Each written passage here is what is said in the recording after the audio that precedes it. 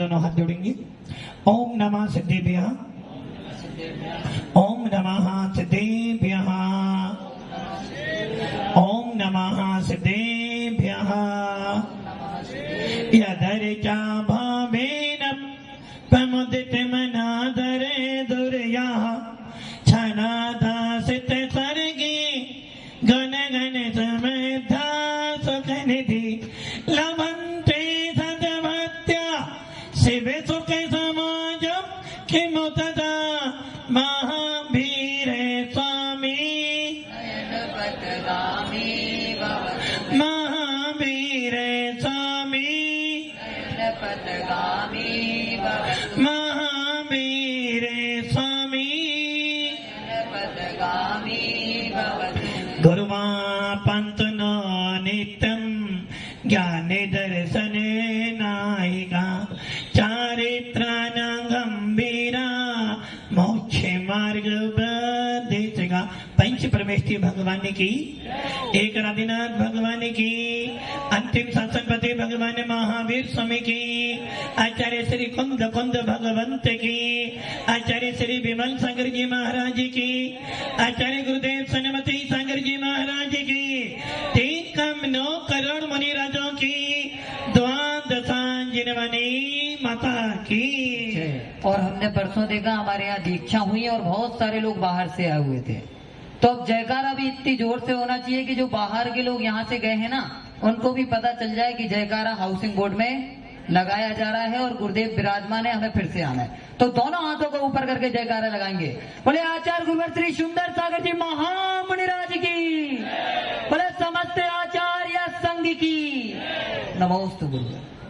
भव्य आत्माओं, अंतिम तीर्थेश भगवान महावीर जिनकी पावन देशना का पीयूष पान हम कर रहे हैं, ऐसी वाणी जो आपकी आत्मा को, वो वाणी जो आपकी आत्मा को आगे बढ़ने का प्रोत्साहन देती है, जिस वीतराग वाणी को सुनने के बाद वीतरागता के भावों को उत्पन्न करने के भाव बनते हैं और जिस देशना को सुनने के बाद निज देशना में लीन होने का अवसर मिल जाता है, ऐसी भगवान महावीर की वीतराग देशना जयवंत है और जयवंत रहेगी। भव्य आत्माओं, समर्थ भद्र स्वामी कह रहे हैं मृत्यु तो निश्चित है, मरना तो पड़ेगा, मरना तो है, और इस मरण को टालने में कोई समर्थ नहीं, मात्र तू ही समर्थ है। इसलिए आचार्य समर्थ भद्र स्वामी कह रहे हैं उपसर्गे दुर्भिक्षे जर्सी रुजायम चानिस्पतिकारे धर्माए तनु विमोचन माहुन सलेखना मारिया। भव्य आत्माओं, 3 प्रकार की आत्मा होती है, बहिरात्मा, अंतरात्मा और परमात्मा। पहली बहिरात्मा है, दूसरा अंतरात्मा है और तीसरा परमात्मा। अब आपको ये सोचना है आप कौन सी आत्मा। बहिरात्मा जब छेड़ाला पढ़ते हो ना, उसमें आता है ना बहिरात्मे अंतरात्मे पर मातमे जीव तीर्था है देह जीव को एक जीने भई रात में तत्व मुदा है। क्या कह रहे यहाँ पर? आत्मा 3 प्रकार की, बहिरात्मा, अंतरात्मा और परमात्मा। हाँ, साग वाले पंकज जी, कौन सी आत्मा हुआ? परमात्मा। वाह, परमात्मा, परमात्मा। चलो भैया, अतिशय हो रहा है, एक परमात्मा तो बैठा है। देखो, हम परमात्मा बने ना बने, किंतु हमारे भक्त परमात्मा बनना कितनी बड़ी बात है। भगवान महावीर कह रहे हैं, अरे भाई गलती मत कर, सही कह रहा है। आदिनाथ से पहले बाहुबली मोक्ष चले गए और महावीर से पहले भी बहुत सारे की मोक्ष में चले गए, और अभी मेरे रहते रहते पंकज जी परमात्मा बन जाए, इससे बड़ी बात और कौन सी हो सकती है। भव्य आत्माओं, बहिरात्मा, अंतरात्मा और परमात्मा, जैसे एक भार का बेटा, राकेश जी, भार का बेटा होता ना, भार का बेटा होता है। ये बात सही कह रहे हैं, भार का बेटा मतलब? अरे भार का बेटा का मतलब है जो भार का काम करे। भव्य आत्माओं, बहिरात्मा, आप बाजार में गए, राकेश जी बाजार में गए, उन्होंने सोचा कि आगे 1 दर्जन क्या आम ले लो, उनको आम पसंद, आम ले लो, 1 दर्जन आम ले लेता हूं। आम लेने गए और जैसे ही आम लेने गए उन्होंने आम देखा। उस आम को देखने के बाद उस आम के ऊपर थोड़े थोड़े से दाग लग रहे थे। कहते नहीं, ये आम अच्छा नहीं है, ये आम अच्छा नहीं है। और पूरे आम की टुकड़ी देखी, हर आम में उनको क्या लगा? दाग है। और दाग वाली वस्तु घर ले जाऊंगा तो मैडम भी मुझे दाग, इसलिए ये आम नहीं लेंगे। वैसे ही जो बहिरात्माएं हैं वो क्या देख रहे हैं? तन उपजत अपनी उपज जाने, तन नसत आपको ना समा। क्या देख रहा है वो? शरीर मेरा है, शरीर मेरा है। शरीर में जरा सा रोग हो जाता है तो सारा का सारा आत्मा रोता है। शरीर को जरा सा कष्ट हो जाए तो कहता भैया आत्मा गई। जरा सी गर्मी लग जाए तो आत्मा को पसीना आ जाता है, और जरा सी सर्दी लग जाए तो आत्मा को सर्दी। मतलब कि जिसने अपनी दृष्टि को कहां लगा दिया? बहिरात्मा दृष्टि है जिसकी आत्मा से भाग, उसे कहते हैं बहिरात्मा। जिसने आत्मा के अलावा सारी वस्तुओं को अपना मान लिया है उसे कहते हैं बहिरात्मा। और दृष्टि का अर्थ है श्रद्धा। केसर वाले जी, दृष्टि मैंने श्रद्धा। आप एक विचार करो, भरत चक्रवर्ती के पास 3 समाचार इस समय में आए थे।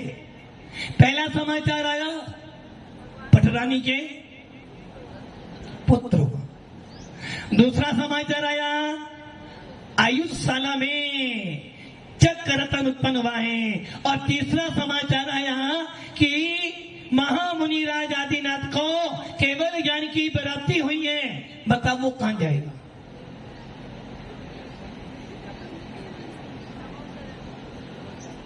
भारत जी कहां जाएगा? घर में बहुत सालों के बाद पापा कहने वाला मिला है। 96,000 रानियां थी, किंतु पटरानी कह रही है हे स्वामी, हे प्राणनाथ, मैं तुम्हें पापा कहने वाला नहीं दे सकती। बहुत दिनों के बाद संतान हुई है, कोई ना कोई बहुत सालों के बाद घर का चिराग उत्पन्न हुआ है, कुल को बढ़ाने वाला उत्पन्न हुआ है। दूसरी ओर वो चक्ररत्न उत्पन्न हुआ है जिसके बल पर 6 खंड पर विजय प्राप्त करेगा और चक्रवर्ती बन जाएगा। और तीसरा वो मिला है जहां महामुनि को केवल ज्ञान की प्राप्ति हुई है। उनको केवल ज्ञान की प्राप्ति होने से मुझे क्या मिलेगा? घर में बेटा हुआ है, पुत्र रत्न हुआ है, तो सब मुझे कहेंगे हाँ पापा बन गया, कुल दीपक आ गया, और वो बेटा मुझे पापा कहकर बुलाएगा। चक्र रत्न उत्पन्न हुआ है, 6 खंड को जीतूंगा तो 6 खंड के लोग मेरी पूजा करेंगे, मेरा सम्मान करेंगे। और आदिश्वर को केवल ज्ञान की प्राप्ति हुई, पूजा उनकी होगी, नमस्कार उनको करेंगे, मुझे क्या मिलेगा? बोलो कहां जाएगा? नीरज भैया कहां जाएगा? नीरज भैया कह रहे महाराज यदि मुझसे पूछो, 3 समाचार आए हैं।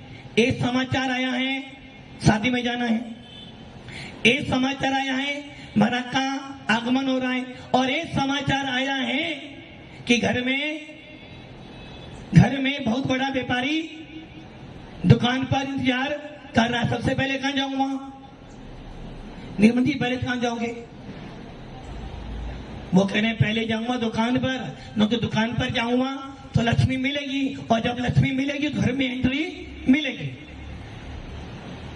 अरे भैया, चक्रवर्ती ने सोचा पुत्र रत्न तो पहले भी प्राप्त हुए हैं और आगे भी हो जाएंगे, और चक्र रत्न, अरे भैया जब विश्वागिरी पर नाम लिखने के लिए जाता है तो उस विश्वागिरी पर्वत पर एक ऐसा भी स्थान नहीं मिलता जहां वो अपना नाम लिख सके। पहले वो अंतिम चक्रवर्ती का नाम मिटाता है, फिर अपना नाम। यदि किसी के नाम को मिटाकर अपना नाम लिखाना है तो वहां द्वेष की बढ़ोतरी हो रही है, और जो द्वेष करेगा वो कभी भगवान नहीं बन सकता। और तीसरा केवल ज्ञान, अरे भैया यदि तीर्थंकर को केवल ज्ञान की बराती हुई है, यदि मैं वहां जाऊंगा तो हो सकता है उनकी पावन देशना सुनकर मुझे भी केवल ज्ञान की प्राप्ति हो जाए। भव्य आत्माओं, अब आप ये विचार कर लो, भैर आत्मा की दृष्टि कहां जा रही है? शरीर पे जरा सा रोग हो जाता है तो सोचता है आत्मा निकल गई। एक दिन थोड़ा सा नमक ज्यादा खाने में मिल जाए तो परिणाम बिगड़ जाते हैं। आम तो लेने गया था, आम तो लेने गया, किंतु क्या देख रहा है? इसमें दाग है, इसलिए कि आम काम का नहीं है। किंतु वैसे ही भैरात्मा सोचता है ये मकान, ये दुकान, ये परिवार है तो मेरा मूल्य। चमड़ी जाए तो जाए, किंतु दमड़ी, पवन जी चमड़ी जाए तो, किंतु दमड़ी कहावत है, पवन जी के लिए कहावत है। तो तुम अच्छा ये संसार से पार हो जाए, मतलब कि क्या भावना बना रहे हो? आत्मा का प्रयोजन नहीं है आपका, आपका प्रयोजन किससे हो रहा? शरीर से। मैं सुखी दुखी में रंग के राब मेरे धन ग्रे गोधन प्रभा। बच्चे को जरा सा खरोच लग जाए तो आपकी आत्मा बाहर निकल जाती है। यदि 1 घंटे के लिए पति देव नहीं आए तो आत्मा भाग निकल जाती है, और यदि 2-3 दिन के लिए दुकान बंद हो जाए तो घर में मातम छा जाता है। मतलब आपने क्या किया? अपनी सत्ता, अपना अस्तित्व बाह्य वस्तुओं से तोल किया है, और जो बाह्य वस्तुओं से अपना अस्तित्व देता है वो बहिर आत्मा होता है, और जो बहिर आत्मा होता है वो क्या कहता है? मैं शरीर हूँ, और शरीर के नष्ट होने पर मेरा विनाश हो जाता है, और शरीर के मोटे होने पर मैं मोटा हो जाता। महाराज जी देखो, मेरा मकान है, मेरा मकान।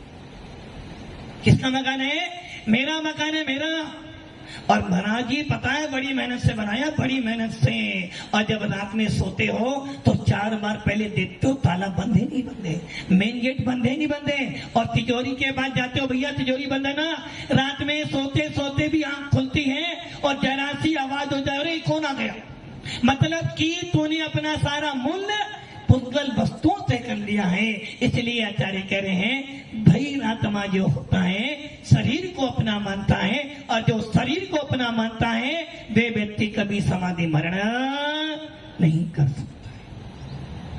इसलिए आचार्य कह रहे हैं समाधि मरण करना चाहता है तो दृष्टि बदल ले, और दृष्टि का अर्थ होता है श्रद्धा, तेरी आस्था, तेरी पतिति। इसलिए कुंद स्वामी कह रहे हैं पहले अपने भावों को भी सुधार, सबसे पहले अपनी दृष्टि बदल। उनकी दृष्टि बदल जाएगी तो सृष्टि अपने आप। और हम क्या करते हैं? राकेश जी मुझसे कह रहे थे, बोले महाराज मैं नहीं बदलने वाला, मैं ये सब बदल जाएंगे तो बदल जाऊंगा, पहले ये सुधरे।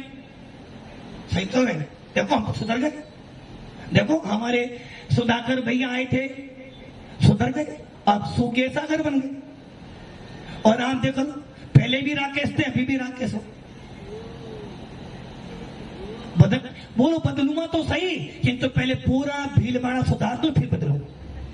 भव्य आत्माओं, ये ध्यान रख लेना, बहिर आत्मा की दृष्टि हमेशा किस पर रहती है?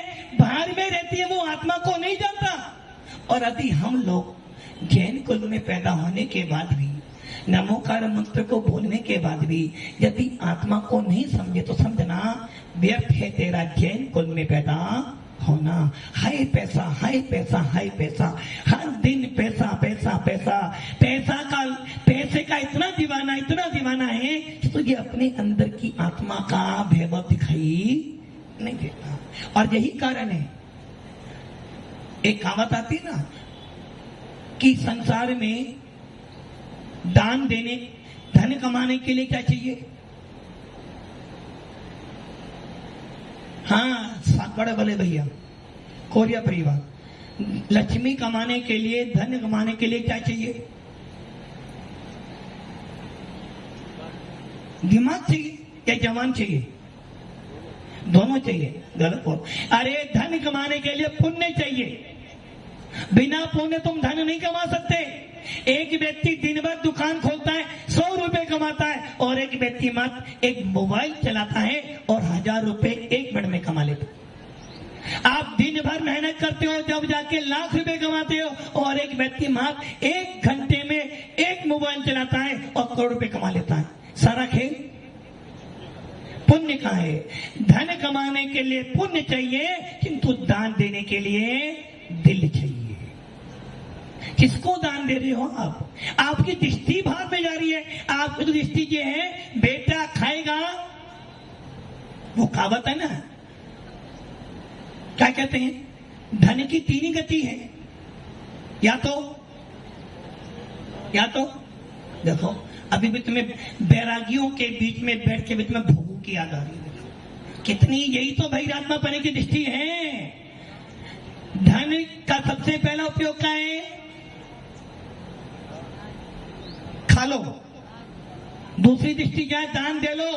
और तीसरी नाश्तो, धन मिला है, खा पी लो, शरीर को लगेगा, खाओगे पियोगे तन को लगेगा, और दान दोगे तो संग में लगेगा, और नहीं तो नाश्तो।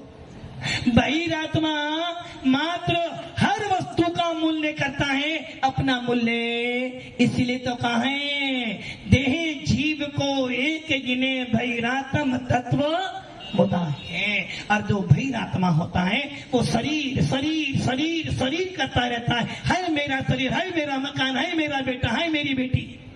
और ऐसा करते करते करते, अच्छा ये बताओ, आप लोग कौन हो? बहिरात्मा हो? बहिरात्मा हो? सुरेंद्र जी, चिंता किसकी? झूठ नहीं, चिंता तो अपनी चिंता तो, जब अपनी ही चिंता नहीं है, अपना ही बोध नहीं है, तो कौन हो गए? कौन हो गए? और यदि जैन कुल पाकर भी अंतर आत्मा को प्राप्त नहीं किया, भगवान आत्मा नहीं बने, तो व्यर्थ है तेरी ये पर्याय। पंकज जी तो परमात्मा बन चुके हैं, अब तो इनको दीक्षा लेने की जरूरत नहीं, परमात्मा बन चुके हैं। अच्छा, बनने के राह पर चल रहे हो, बने नहीं हो, चलो धीरे धीरे होश तो आ गया कि भी परमात्मा बनना है। भव्य आत्माओं, इसलिए आचार्य भगवंत समर्थ भद्र स्वामी कह रहे हैं, बहिरात्मा आत्मा को नहीं जानता, और जो आत्मा को नहीं जानता तो क्या वेदन करेगा? अरे भाई, जो आत्मा को जानेगा वही तो वेदन करेगा, जो आत्मा को जानता ही नहीं वो क्या वेदन करेगा? जब तुम्हें यही नहीं पता कि मैं कौन हूं, तो किसका चिंतन मनन करेगा? तूने तो क्या जाना है, बस अच्छी दुकान मिल जाए तो महाराज लाइफ सेट है, अच्छी लड़की मिल जाए महाराज प्रमोशन हो गया, बेटा की पत्नी बहुत अच्छी है महाराज, बहुत कमाती, और बोलो महाराज इतना करोड़ तो बैंक बैलेंस पड़ा हुआ महाराज, चिंता नहीं है। अरे किससे अपना मूल्य करता है? अरे महाराज मकान छोटा सा है, दुकान भी किराए की है, गाड़ी भी किस्तों पर लिए महाराज, कुछ भी नहीं है मेरे पास। अरे पागल, तेरे पास कुछ भी नहीं है, जितना तेरे पास में है किसी के पास में नहीं है। मेरे पास तो वो सामर्थ्य है कि यदि मैं चाहूं तो इसी क्षण अपनी अंदर आत्मा के अंदर भेद विज्ञान उत्पन्न कर लूं। महाराज जी कुछ भी नहीं है महाराज, बहुत गरीब हूं, कोई उपाय तो बताओ। कुछ भी नहीं है।